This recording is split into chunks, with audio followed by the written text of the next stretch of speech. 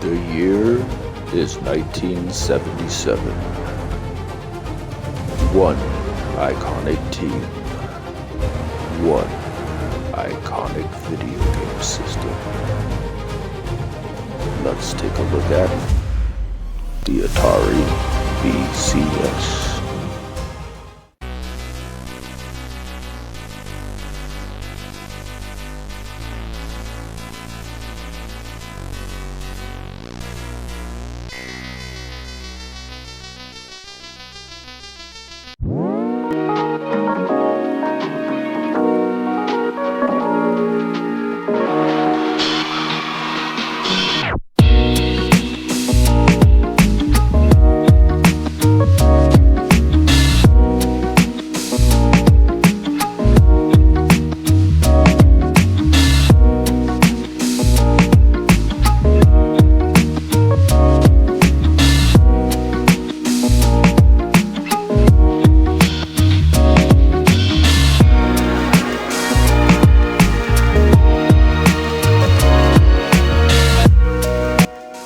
What's up YouTube, Linux Fan Man here.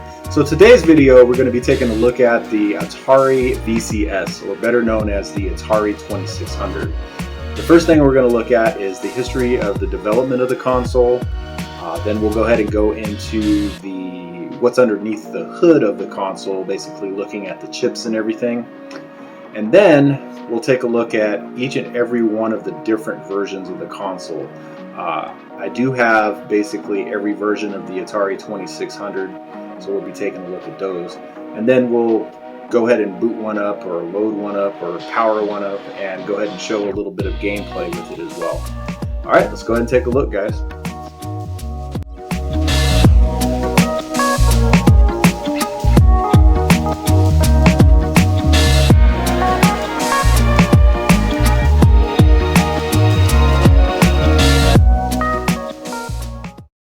The story of the Atari 2600 really starts in 1972 when Nolan Bushnell and Ted Danby formed Atari Incorporated.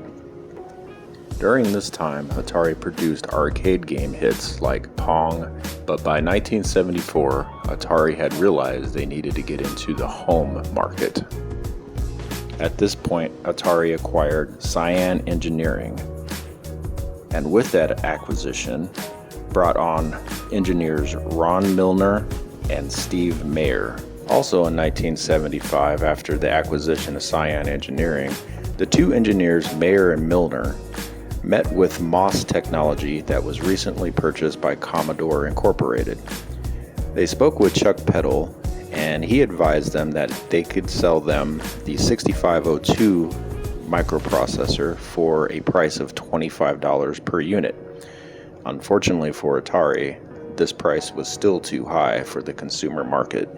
At this point, Mayer, Milner, and Peddle all sat down and basically came up with the design of the 6507 processor for Atari's use. This is a cost-reduced version of the processor which has less address lines and a smaller footprint and a smaller cost, as MOS offered the chip to Atari for a price of $12 per unit. Also with the deal would be bundled in for an additional $12 per unit, the MOS Riot chip, the RAM input-output timer chip. Atari struck the deal and the development of the 2600 started. In late 1975, Atari hired Joe Decore to help design the graphics chip for the new game console.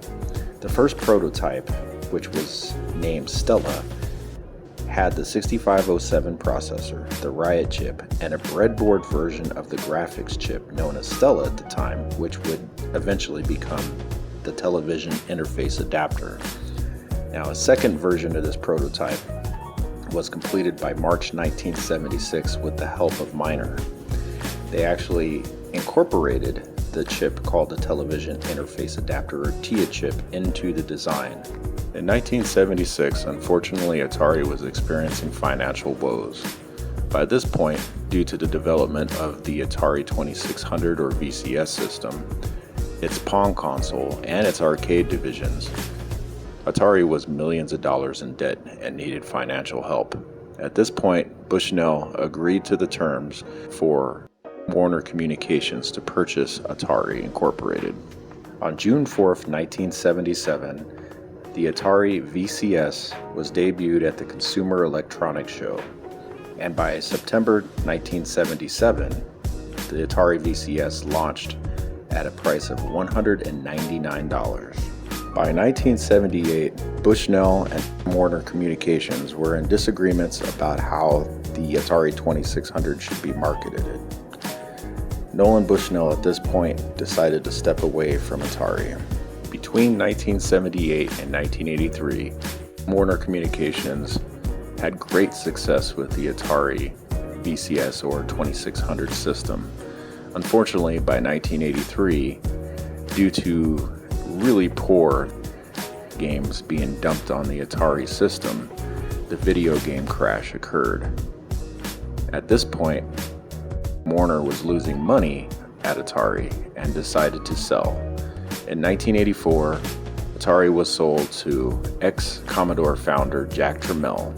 During Jack's reign at Atari, we saw the last iteration of the Atari 2600 released in 1986, the one that we know as the Atari Jr. This was produced until 1992, giving the Atari an amazing 15-year run, the most of any video game console.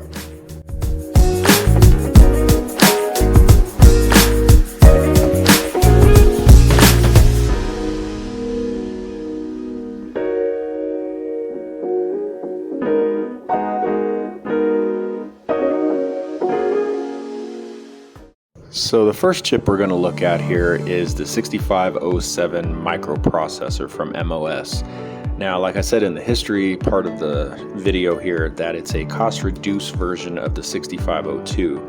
So what they did is actually reduce the amount of pins from the 40-pin DIP configuration down to a 28-pin DIP configuration.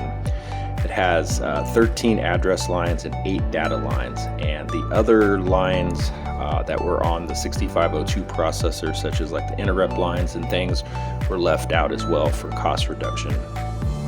It has up to 8 kilobytes of addressable memory, 4 for program space and 4 reserved for I/O space. And the 6507 ran at a whooping speed of 1.19 megahertz.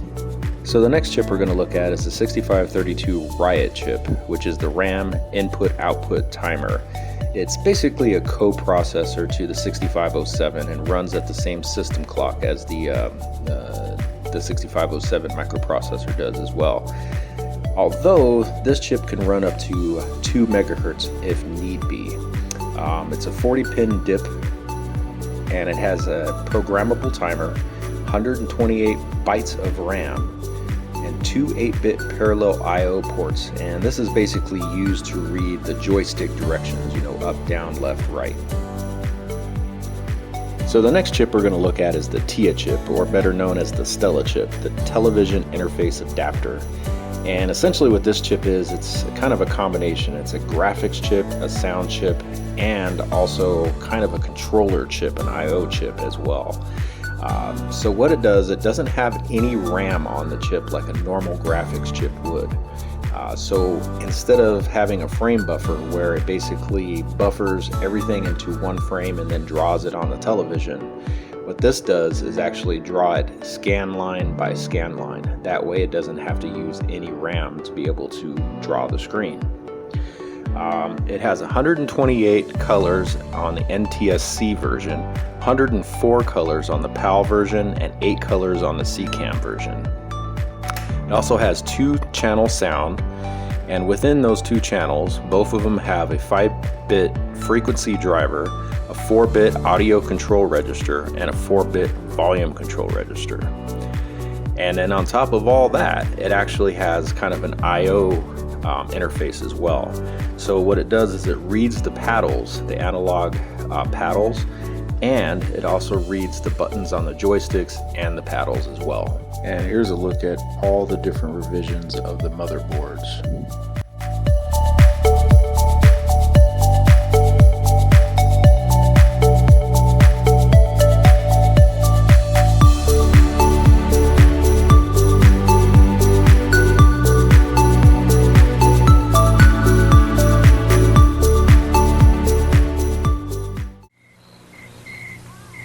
Out here we entertain ourselves at home. So we got an Atari video game.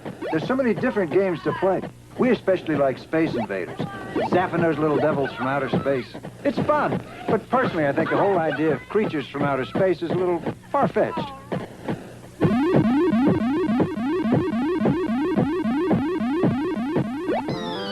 No other company offers you as many different video game cartridges as Atari. Alright guys, so let's go ahead and take a look at some of these consoles here and see what the differences are. So the first one I'm going to show here is what's considered the Heavy Sixer. So it's this one here. This is the first release of the Atari VCS. As you can see, it has these very thick sides on it right here. And it has the 6 switches, which have the difficulty switches on the front. And it also has the controller and the power towards the bottom and the back. And you can see how thick the sides are. And it is truly really heavy. It has this die-cast metal RF shield inside of it, which makes it really heavy as well. Now, what people do get confused with the Heavy Sixer is the Light Sixer here. And as you guys can see the difference, here we have the thick sides, here's the thin sides. And the front, it's kind of rounded on this one. This one's angular. So that's the main difference between the Heavy Sixer and the Light Sixer. There's some changes on the motherboards as well, but not very many. They both have the motherboard and the daughter board in them. And they both have the controller ports and the power on the very bottom down there too. So the next one we're going to look at here is the Atari 4-switcher. This is your common 4-switch Atari. 4 switches on the front. Looks basically like the Light Sixer. It is a lot lighter even than the Light Sixer is, because this has that heavy die-cast RF shield in here. This has just a single motherboard with just a tin RF shield in it. And the other difference is the controller ports and the difficulty and the power is all on the top of the back here. So there's the difference with that one. Alright guys, next one here is the Vader. This is the one we're going to plug in and actually play. All of them do work. It's just this one has the AAV mod, so we're going to go ahead and plug this one in because these ones really have a horrible video signal, at least in my house, with RF. So this one has probably the clearest video signal, so this is the one we'll be powering on and showing. But this is called the Vader, and this one actually says Atari 2600 on it. It was released in '82, and this is the first one that was known as the Atari 2600. It's actually even a little bit lighter than this one. Not quite sure why. The motherboards were changed in between the two. They were revised just a little bit, but basically the same thing. Has the controller ports, the power, and the channel switch and everything up on the upper part of the back there as well. And last but not least, for the Atari versions, we have a Junior here. Now, I did go by a local video game store and pick this up. I way overpaid for it. I think I paid 65 bucks for this. Usually I wouldn't even pay like 25, 30 bucks for a Junior, but you know, I had to have it for the video. But this has a totally different motherboard, totally different design. This is the one that was released when Jack Tramiel actually came to the company. But it has the power, the color, the reset, or the select and the reset switches. Also, it's the first one to have a power light on it, so it shows when it's actually powered on with the red button. It has the controller ports, the power, and the difficulty switches and the channel switch here at the back. And it's the only Atari 2600 that has just a jack on the back, so you actually had to plug a cord in for your RF signal. It doesn't just have an RF cord coming right out the back. And for our last system we're going to look at here, I have a 6-switch Sears Video Arcade. So Sears was licensed through Atari to sell basically Atari systems under the Sears model name. Sears Telegames. And so this is just this is the Light Sixer, six switch model. So it's basically just like the one over there, the Light Sixer. Really no differences besides the case itself.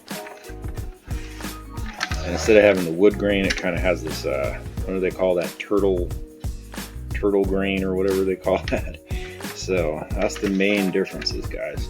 So there's all the different kind of models of Ataris right there. So let's go ahead and fire this one up here, and we'll take a look at a few games and other things. I'm just going to leave the Harmony card in it and just boot from the Harmony card. Okay guys, so let's go ahead and fire this bad boy up and see what she does. So we're going to go ahead and power her on. Got the Harmony card in. And there we go. Now, I didn't do this AV mod on this Atari, so you'll see as we play it has vertical lines going through the screen. I haven't opened it up to see what kind of mod is in it, but I'm assuming it's probably one of the older mods that just uses resistors and it doesn't use a transistor. But that's kind of my assumption. So let's go ahead and take a look here. Grab my controller and we'll just kind of go down here. Let's go to, let's say River Raid. And there we go. I mean, it's kind of a clear signal, but I don't know, up close camera you can kind of see the lines, but yeah. Let's go ahead and play. So to go ahead and start a game on the Atari, most of the time either you can hit the button, but this is an older game, so you have to hit game reset and it'll actually start up the game for you. Now I'm trying to play with one hand, so this is going to be nearly impossible with an Atari joystick. I keep killing my fuel. And get some fuel, there we go. And just keep playing. So anyway guys, that's River Raid. Now let's go ahead and shut her back off. Alright guys, so I'm going to go ahead and load up this Kuiper Curse game. Now, if you guys don't know, this is a game that I've created. I ported over to the Apple II, the Commodore 64, the Atari 2600. I also did a PC version. And I might think about making a version here for the Nintendo as well, but we'll take a look into that. Let's go ahead and boot this up. Real simple game. It's just there's asteroids coming down. You got to shoot them down while they come down. So, and I'm dead. Kind of hard to play a Atari with one hand with the joystick.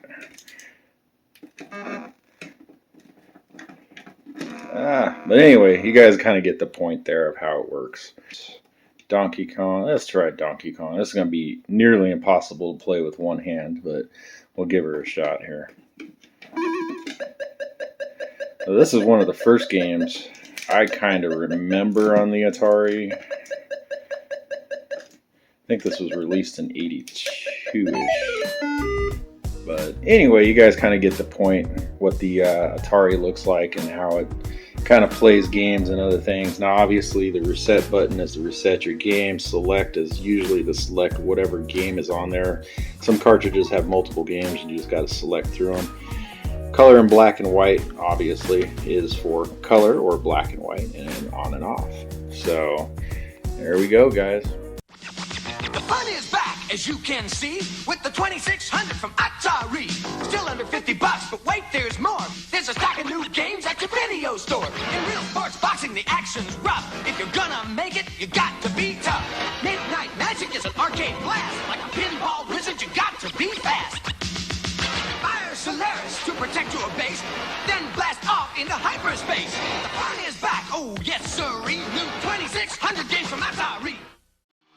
Alright guys, so that's about it for this video. So hope you guys kind of enjoyed it, seeing the history of the Atari, seeing what's inside of it, how it works, and then seeing the different kind of versions of the consoles and everything as well, and a little bit of, powering it on. I didn't really do much gameplay, but the simple Atari games, they're not too hard. One button and a joystick, I just kind of wanted to say that the reason I did this video is I put another survey out on social media, and I didn't add the PS2 in this time because I already did that video earlier. So with that being said, I I kind of knew that this system was going to win because it came in second to the PS2 in the last survey. But this one won amazingly. I think it had all in all 50 some odd votes between all my social media platforms. And the closest one that came to that was the Genesis and the NES with like 30 some odd votes. So looks like the Atari 2600 is a winner, or at least it's one of the more popular systems other than the PS2, which makes sense because, like I said, the PS2 was out for 13 years, sold 155 million units, and the Atari was out for 15 years and sold over 30 million units, which doesn't seem like a much now, but back in those days, people didn't buy video game systems like they do now. So 30 million units was a shit ton back then. But anyway, guys, I just wanted to go ahead and say thanks to all my subscribers once again. If you're not subscribed and you like the content, go ahead and click subscribe down below. And you guys have a good one now. Peace out.